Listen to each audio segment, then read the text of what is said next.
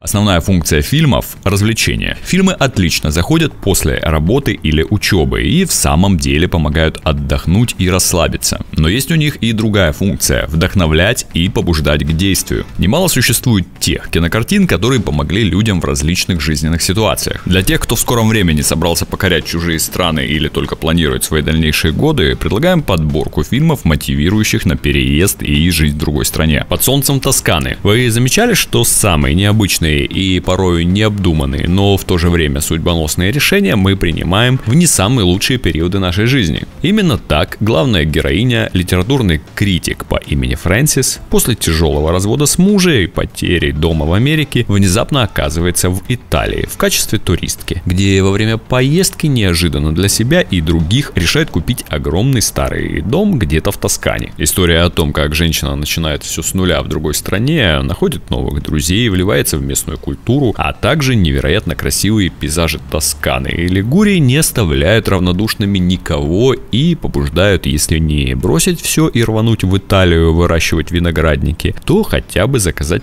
пиццу и выпить вкусного винца. Обладают все испанцы. «Бруклин». Фильм Джона Кроули, снятый по одноименному роману Колма Тойбина, рассказывает трогательную историю Эйлиш, молодой ирландской иммигрантки, живущей в Бруклине 50-х годов. Эйлиш до этого жила в маленьком городке Эннискорте в Ирландии, где все знают друг друга, пока ее не отправили в Америку с целью реализовать себя и найти достойный заработок. Чувствуя себя несколько чужой, героиня приезжает в многогранный хаотичный Бруклин, уже тоскуя по дому. Но как только Эйлиш ловко учится приспосабливаться к жизни в Нью-Йорке, она встречает остроумного, милого и харизматичного мужчину, который стремится завоевать ее любой ценой. В момент, когда девушка уже, казалось бы, готова к новой жизни в другой стране, семейная трагедия, в которой умирает ее сестра Роуз, возвращает Эйлиш в Ирландию и в ту жизнь, которую она оставила позади, заставляя ее принять решение, которое может предопределить ее будущее навсегда. С сердцем, разбитым надвое, Эйлиш сталкивается с одной из самых невероятных и сложных дилемм, которые характеризуют наш меняющийся современный мир. Найти способ сопоставить то, откуда мы пришли, с тем, куда мы мечтаем прийти.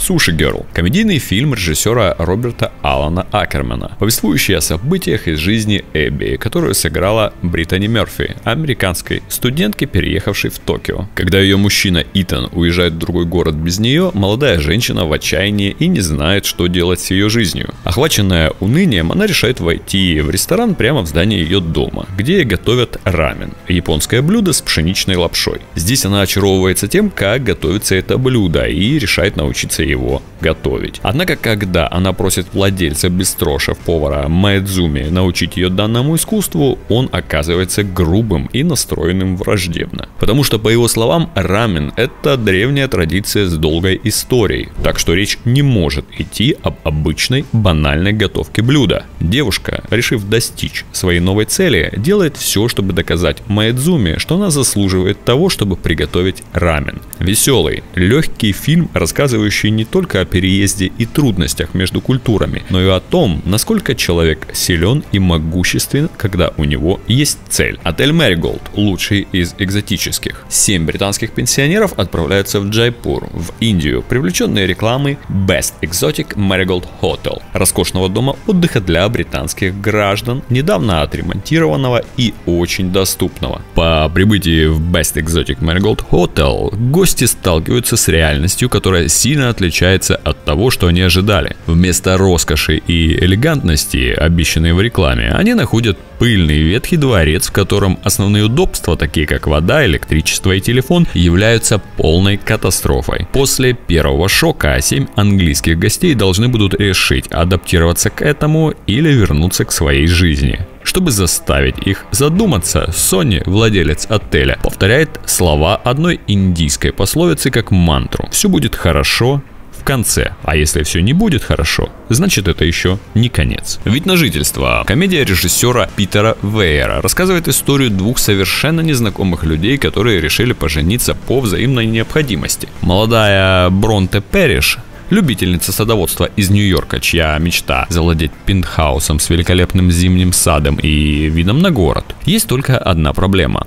Владелец квартиры готов сдавать ее в аренду только супружеским парам. Чтобы решить ситуацию, девушка просит помощи у своего друга Антона, который знакомит ее с неким Жоржем Форе, которого сыграл Жерар Депардье. Тут будет правильно сказать Форе. Французский пианист, эмигрировавший в США. Человеку нужна грин-карта, то есть вид на жительство, чтобы иметь возможность работать в Штатах. И самый быстрый способ получить ее – жениться на американке. Бронте и Жорж, никогда не видевшие друг друга, решили пожениться по обоюдному согласию. Но вскоре иммиграционные службы начинают проводить расследования о молодоженах. Затем импровизированные супруги оказываются в трудной ситуации, когда им приходится насильственно жить под одной крышей и узнавать как можно больше друг о друге, чтобы обмануть инспекторов. Финал, быть может, предсказуем, но после просмотра фильма всегда остается сладкое послевкусие, которое заставляет верить в лучшее. «Ромовый дневник» – фильм 2011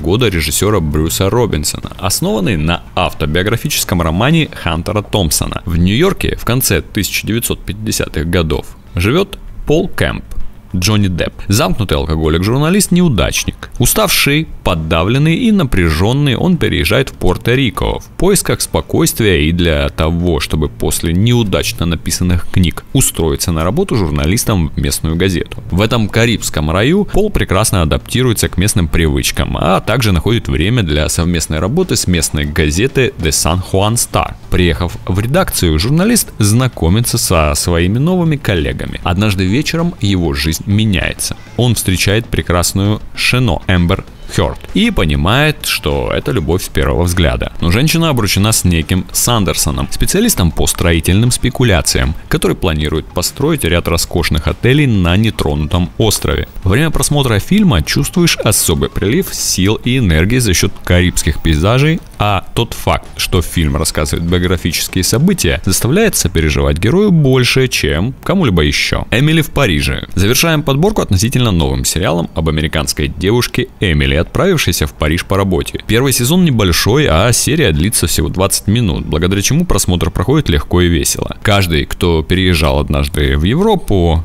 наверняка узнает себя в главной героине, которая вляпывается в истории из-за незнания местных привычек, обычаев и языка. А постоянно сменяющаяся картинка великолепного Парижа оставит самые приятные впечатления о городе романтиков.